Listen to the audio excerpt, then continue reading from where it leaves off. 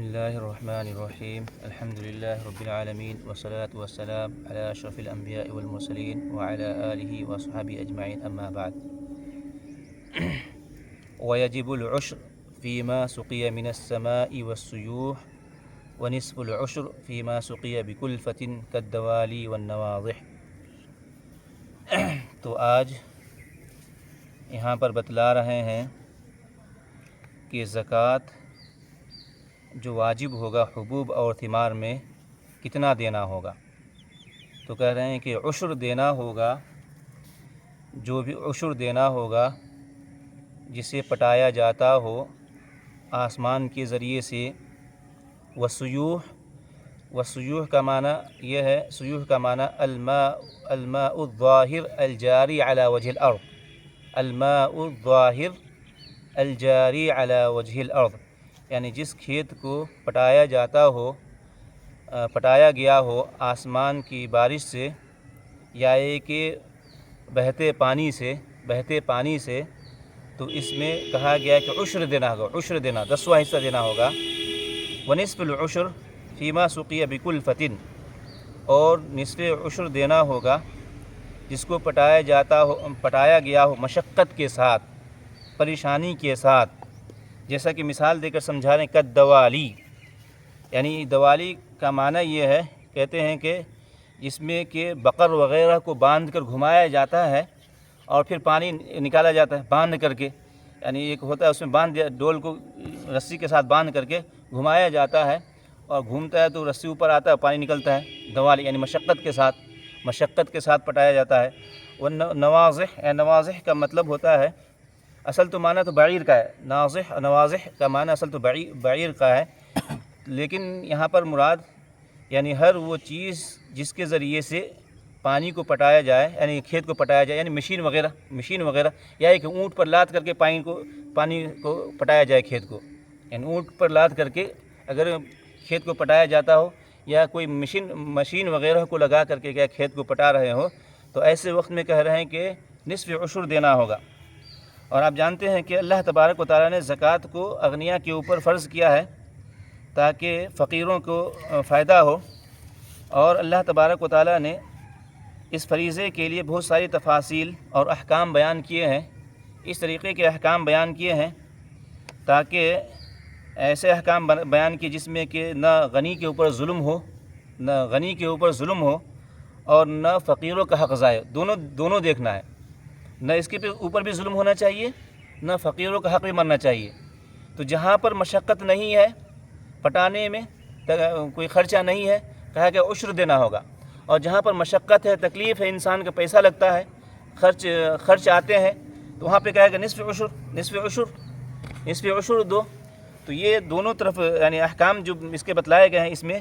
غنی کو یہ بھی دیکھا گیا ہے کہ غنی کو بھی ظلم نہ ہو، مالدار کو بھی ظلم نہ ہو، اور فقیر کا بھی حق ضائع نہ ہو. اسی لیے کہا گیا کہ اگر آسمان کی بارش سے کھیت پٹ جائے کہ اس میں مشقت کی ضرورت نہ ہو، مشقت کرنے کی ضرورت نہیں پڑی ہو،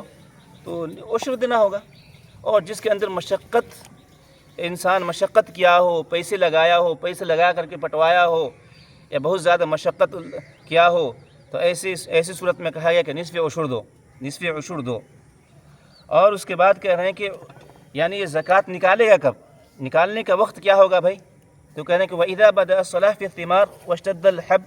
وَجَبَتِ الزَّكَاةُ، کہ جب بدأ الصلاح یعنی بدو الصلاح، ثمار کے اندر کہا گیا ہے کہ جب پھل پک جائے، پھل کیا ہے، پکنے کے قریب ہو جائے اور مٹھاس اس کے اندر آنے لگ جائے. ثمار کے اندر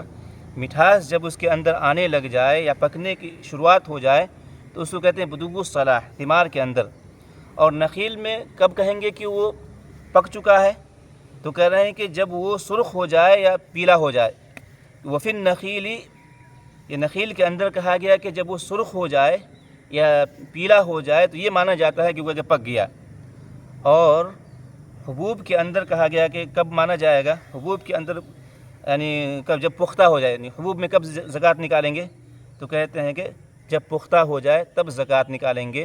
اس سے پہلے زکوٰۃ نہیں نکالا جائے گا، کیونکہ پک جانے کا مطلب یہ ہوتا ہے، یعنی بدوغ الصلاح کا مطلب یہ ہوتا ہے کہ گویا کہ اب وہ آفتوں سے محفوظ ہو چکا ہے، آفتوں سے محفوظ ہو چکا ہے، یہ مانا جاتا ہے۔ اور اس سے پہلے یعنی یہ اندیشہ ہوتا ہے کہیں آفت کا شکار نہ ہو جائے، بچے ہی نہیں تو زکوٰۃ کہاں واجب ہوگا؟ تو وہی کہہ رہے ہیں کہ زکوٰۃ واجب ہونے کے لیے حبوب ہو یا ثمار ہو۔ ثمار میں کہا گیا کہ وہ پکنے کی علامت یہ ہے کہ وہ زرد ہو، یعنی اس کھجور کے بارے میں کہا گیا، کھجور کے بارے میں کہا گیا کہ یا تو وہ سرخ ہو جائے یا تو وہ زرد ہو جائے، تو یہ مانا جاتا ہے کھجور پک گیا ہے،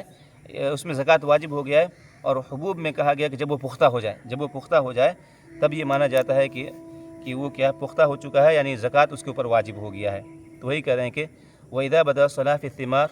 وَاشْتَدَّ الْحَبُّ وَجَبَتِ الزَّكَاةُ، تو زکوٰۃ واجب ہو جائے گا۔ اسی لیے کہتے ہیں کہ مثال کے طور پر پکنے سے پہلے اگر بائع یا یہ کہ جس کا کھجور ہے مالک ہو اگر بیچ دے تو کہہ رہے اس کے اوپر زکوٰۃ واجب نہیں ہوگا، اور پکنے کے بعد بیچے تو خریدنے والے کے اوپر زکوٰۃ واجب نہیں ہوگا، اس کے اوپر زکوٰۃ واجب ہوگا جو بیچ رہا ہے۔ کیونکہ یعنی ایک شرط یہاں پہ بتلائی گئی تھی نا کہ زکوٰۃ واجب ہونے کے لیے یعنی ملکیت کا ہونا ضروری ہے، ملکیت کا ہونا ضروری ہے۔ تو پکنے کے بعد اگر بیچ رہا ہے باغ کو تو کون زکوٰۃ دے گا؟ جو بیچ رہا ہے وہی زکوٰۃ دے گا، جو خرید رہا ہے وہ زکوٰۃ نہیں دے گا، اس کے اوپر زکوٰۃ واجب ہے۔ یعنی وقت الوجوب جو مالک تھا وہ زکوٰۃ دے گا، وقت الوجوب یعنی جب پکا ہے اس وقت اگر بیچا ہے تو زکوٰۃ نہیں دے گا، بیچنے والا زکوٰۃ دے گا، خریدنے والا زکوٰۃ نہیں دے گا۔ اسی طریقے سے کہہ رہے ہیں کہ ولا یخرج الحب الا مصفى ولا الثمر الا یابسا، کہ جب حبوب کے اندر زکوٰۃ نکالے گا تو کب نکالے گا؟ جب مصفہ یعنی اس کو دانے کو نکال کر کے، دانے کو چھڑا کر کے، دانے میں زکوٰۃ نہیں نکالا جائے گا۔ جب بھی دانے میں زکوٰۃ نکالنا ہوگا تو کب نکالے گا؟ دانے سے چھڑا کر کے زکوٰۃ نکالے گا۔ اور ثمر میں اگر زکوٰۃ نکالنا ہو تو سوکھ جائے، جیسا کہ یہ کیا کہتے ہیں، یہ امام احمد بھی اسی کے قائل ہیں کہ سوکھنے کے بعد ہی زکوٰۃ واجب ہوگا، یہ امام احمد اسی کے قائل ہیں۔ لیکن ابن قیم وغیرہ نے کہا کہ بھائی یہ ضروری نہیں ہے کہ سوکھنے کے بعد ہی زکوٰۃ نکالے، کھجور میں خاص کر کے سوکھنے کے بعد ہی زکوٰۃ نکالے کوئی ضروری نہیں ہے۔ اور یہ کہتے ہیں کہ جس دلیل کی روشنی میں امام احمد یہ بات کہتے ہیں کہ سوکھنے کے بعد ہی زکوٰۃ واجب ہوگا، کہتے ہیں کہ صحیح نہیں ہے، منقطع ہے، وہ حدیث منقطع ہے۔ جس حدیث کی روشنی میں کہتے ہیں کہ ثمار کے اندر سوکھنے کے بعد ہی زکوٰۃ واجب ہوگا یا زکوٰۃ نکالا جائے گا، کہتے ہیں کہ یہ حدیث منقطع ہے، بلکہ اگر رطب نکالے یعنی کچے ہی میں نکالے تو یہ زیادہ نفع بخش ہے، لوگوں کے لیے زیادہ بہتر ہے۔ یہ زیادہ بہتر ہوگا کہ آدمی کیا ہے یعنی کچے ہی میں نکالے، یہ کھانے کے اعتبار سے بھی اور لوگوں کے فائدے کے اعتبار سے بھی زیادہ بہتر ہوگا۔ تو ابن قیم وغیرہ نے اس کا انکار کیا ہے اور یہ کہا ہے کہ جس حدیث کی روشنی میں امام احمد کہہ رہے ہیں یا مصنف کہہ رہے ہیں یا مصنف جس طرف جا رہے ہیں کہ ثمار کے اندر سوکھنے کے بعد ہی زکوٰۃ واجب ہوگا، وہ حدیث کیا ہے ضعیف ہے، منقطع ہے۔ اس لیے کہتے ہیں کہ زیادہ اچھا تو یہی ہوگا کہ رطب ہی نکالا جائے، کھجور کے اندر رطب نکالا جائے، یہ کھانے میں بھی کے اعتبار سے بھی اچھا ہوتا ہے اور لوگوں کے لیے نفع کے اعتبار سے بھی اچھا ہوتا ہے۔ تو ابن قیم کا اس کا انکار کرتے ہیں کہ یہ ضروری نہیں ہے۔ کچھ لوگ کہتے ہیں کہ جائز ہی نہیں ہوگا، اگر آدمی سوکھنے سے پہلے زکوٰۃ نکالتا ہے تو جائز ہی نہیں ہوگا، زکوٰۃ نکالنا ہی جائز نہیں ہوگا۔ تو ابن قیم نے اس کا انکار کیا کہ نہیں بھائی، اس طرح کی کوئی بات نہیں، بلکہ زیادہ بہتر ہوگا، یعنی کہ زیادہ بہتر ہوگا اگر رطب آپ زکوٰۃ نکالتے ہیں کھجور کے اندر تو یہ زیادہ بہتر ہوگا۔ ولا زکوٰۃ فیما یکتسبہ من مباح الحب والثمر ولا فی اللقاط ولا ما یأخذہ اجرۃ لحصادہ۔ اس کے بعد کچھ چیزوں کا یہاں پہ ذکر کر رہے ہیں جس میں کہ زکوٰۃ واجب نہیں ہوتا ہے۔ تو کہہ رہے ہیں کہ ولا زکوٰۃ فیما یکتسبہ من مباح الحب والثمر، یعنی 3 چیزوں کا ذکر کر رہے ہیں جس میں زکوٰۃ واجب نہیں ہوگا۔ کہ اگر کوئی آدمی مثال کے طور پر نکلتا ہے، صحرا کی طرف نکلتا ہے اور وہاں صحرا کی طرف، جنگل کی طرف، پہاڑوں کی طرف نکل کر کے اگر وہ بہت ساری حبوب کو جمع کرتا ہے، اتنا حبوب جمع کرتا ہے جو کہ نصاب کو پہنچ جائے، تو اگر اس میں زکوٰۃ واجب نہیں ہو، اس میں زکوٰۃ واجب نہیں ہوگا، اس میں بھی زکوٰۃ واجب نہیں ہوگا۔ اگر جنگل کی طرف جاتا ہے اور بہت سارے حبوب وہ جمع کرتا ہے جو اس کے لیے جائز ہے، مباح ہے، ان حبوب کو جمع کرتا ہے اور نصاب کو پہنچ جاتا ہے تو کہہ رہے ہیں کہ اس میں زکوٰۃ واجب نہیں ہوگا۔ 3 چیزوں کا ذکر کر رہے ہیں۔ اسی طریقے سے کہہ رہے ہیں کہ لقات یعنی باغ کو توڑنے کے بعد کچھ پھل رہ جاتے ہیں، لوگ کیا ہے جاتے ہیں اور اس کو ڈھونڈ کر کے جمع کرتے ہیں، اور سلف صالحین کا بھی یہی طریقہ رہا۔ کہتے ہیں کہ جب باغ کو توڑتے تھے تو مکمل طور سے نہیں توڑتے تھے، کچھ چھوڑ دیا کرتے تھے غریبوں کے لیے کہ وہ لوگ آ کر کے توڑیں گے۔ تو اگر اتنا جمع کر لے کہ وہ نصاب کو پہنچ جائے تو کہ اس میں بھی زکوٰۃ واجب نہیں ہے۔ یا یہ کہ جو پھل گر گیا ہو اس کو جمع کیا ہو، پھل جو گر جائے درخت سے اس کو جمع کرے، یا یہ کہ باغ کو توڑ لینے کے بعد کچھ پھلوں وغیرہ کو جان بوجھ کر چھوڑ دیا جاتا تھا کہ فقیر لوگ آئیں گے کھائیں گے، اس لیے تو کہہ رہے کہ لقات میں بھی زکوٰۃ واجب نہیں ہے۔ اور اسی طریقے سے ولا ما یأخذہ اجرۃ لحصادہ، اسی طریقے سے جس کو کہ کاٹنے کی اجرت میں وہ لیتا ہے، یعنی پہلے یہ طے ہو جائے کہ بھائی آپ ہمارے ساتھ چلیے باغ، پھل توڑ دیجئے، ہم آپ کو اتنا دے دیں گے، ہم اتنا دے دیں گے، ربع دے دیں گے، نصف دے دیں گے، 100 کلو دے دیں گے، 200 کلو دے دیں گے، جتنا مطلب اتفاق ہو۔ اور اگر وہ نصاب کو پہنچ جائے تو کہیں گے کہ اس میں زکوٰۃ واجب نہیں ہوگا، نصاب کو بھلے پہنچ جائے، کیونکہ زکوٰۃ واجب ہونے کے لیے وجوب کے وقت ملکیت کا ہونا ضروری ہے، وجوب کے وقت ملکیت کا ہونا ضروری ہے۔ وجوب کے وقت ان 3 چیزوں مالک نہیں ہے، یہ تو بعد میں گویا کہ اس کے مالک ہو رہے ہیں۔ وجوب کے وقت یعنی ملکیت کا ہونا ضروری ہے، اگر وجوب کے وقت ملکیت نہیں تو زکوٰۃ واجب نہیں ہوگا، یہ تو گویا کہ اس کا مالک بعد میں ہو رہے ہیں، اس وجہ سے زکوٰۃ ان چیزوں میں واجب نہیں ہوگا۔ اسی طریقے سے کہنے کہ ولا یضم صنف من الحب ولا الثمر الى غیرہ فی تکمیل النصاب، کہ یعنی حبوب میں سے کسی بھی قسم کو اور اسی طریقے سے ثمر میں سے بھی کسی بھی قسم کو ایک دوسرے میں ملایا نہیں جا سکتا ہے، کیونکہ دونوں الگ الگ جنس ہے، حبوب ایک الگ جنس ہے، ثمار ایک الگ جنس ہے۔ نصاب پورا کرنے کے لیے آپ حبوب اور ثمار کو دونوں نہیں ملا سکتے ہیں، حبوب اور ثمار کو نہیں ملا سکتے ہیں، اس لیے کہ دونوں 2 جنس ہے، دونوں جنس کو آپ ملا کر کے نصاب کو مکمل کرنے کے لیے نہیں ملا سکتے ہیں۔ ہاں کہنا ہے کہ یہ ممکن ہے کہ فَإِنْ كَانَ صِنْفًا وَاحِدًا مختلف الانواع كالتمور فيها ففيها الزکاة، ہاں ایک ہی صنف ہو، ایک ہی جنس کی ہو، جیسے ایک ہی جنس ہو، جیسے کھجور کے بہت سارے اقسام ہیں، کھجور کے بہت سارے اقسام ہیں، تو اگر کھجور کو اگر ملایا جائے تو جائز ہو سکتا ہے، لیکن حب اور تمر دونوں جنس الگ ہے، دونوں کو آپ نصاب کو پورا کرنے کے لیے نہیں ملا سکتے ہیں، کیونکہ جنس الگ ہو گیا۔ ہاں جنس اگر ایک ہی ہو، جیسا تمور ہو، اس کے مختلف انواع و اقسام ہیں، سکری ہے، بلخی ہے، فلاں بہت سارے اقسام ہیں، ان تمام کو اگر ملایا جائے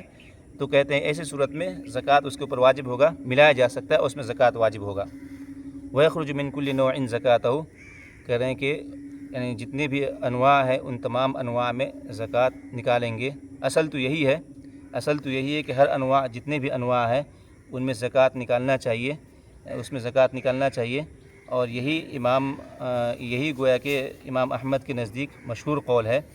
اور مؤلف بھی اسی طرف گئے ہیں، لیکن کہتے ہیں کہ یہ تھوڑا سا مشقت ہے، یعنی جتنے اقسام آپ کے پاس ہے ان تمام اقسام میں سے زکوٰۃ نکالی، یہ بہت مشکل کام ہے، اسی لیے کہتے ہیں کہ امام احمد کا ایک دوسرا قول بھی اس مسئلے کے متعلق ہے کہ آپ سب میں سے جو ایک وسط ہوگا اس میں سے نکال دیجئے، جو وسط ہوگا اس میں سے نکال دیجئے، جتنے انواع و اقسام ہیں اب سب میں سے نکالتی جائے گا تو یہ مشقت ہے اس میں، کہ سب میں سے اصل تو یہی ہے کہ نکالنا، ہر میں سے نکالنا یہی ہے، تو یہ مشقت بھی ہے۔ آپ کے پاس بہت سارے انواع و اقسام ہیں کھجور کے، تو ہر میں سے نکالیے گا، ہر اس نوع میں سے نکالیے گا تو یہ تھوڑا سا مشقت ہے اس میں، اسی لیے امام احمد کی اس کے متعلق دوسری رائے ہے کہ آپ متوسط میں سے نکال دیجیے، متوسط جو اس میں سب میں سے ایک عمدہ ہے، ایک تھوڑا سا گھٹیا ہے، ایک تو اس متوسط میں سے نکال دیجیے، جتنا بن رہا ہے اتنا نکال دیجیے، کافی ہو جائے گا۔ وَإِنْ أَخْرَجَ جَيِّدًا عَنِ الرَّدِي جَازَ وَلَهُ أَجْرُهُ، اور کہہ رہے ہیں کہ اگر ردی کے بدلے آپ عمدہ میں سے نکال رہے ہیں یہ تو جائز ہے، ردی کے بدلے عمدہ میں سے نکال رہے ہیں یہ تو جائز ہے، اور اسے اجر بھی دیا جائے گا، تو یہ تو کیا ہے، یہ تو اس میں ثواب بھی ملے گا اس کو، جیسا کہ قرآن مجید میں بھی کہا کہ لن تنالوا البر حتی تنفقوا مما تحبون میں سے ہو گیا، تو ایسا اگر کر سکتے، یہ واجب نہیں ہے، یعنی واجب نہیں ہے کہ ایسا کرنا ہے، بلکہ ردی ہے تو ردی ہی میں سے نکالنا ہے،